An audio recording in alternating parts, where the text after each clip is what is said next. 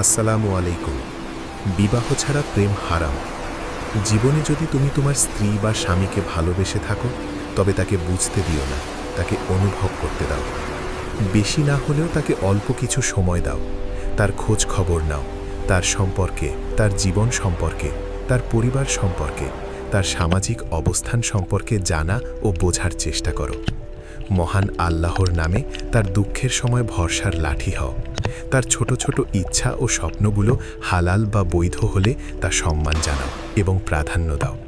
আর সে যখন এটা বুঝবে, তখন দেখবে মহান আল্লাহ ও তার রাসূলের পরে তোমাকে বেশি ভালোবাসবে।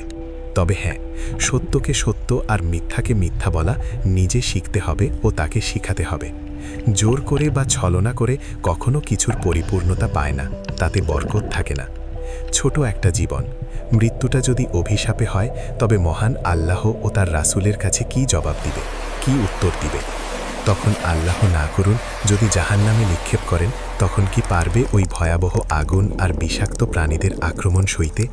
তাই কোনো মানুষকে আপন করে পেতে হালাল, সহজ আর সরল ও সোজা পথ অবলম্বন করো।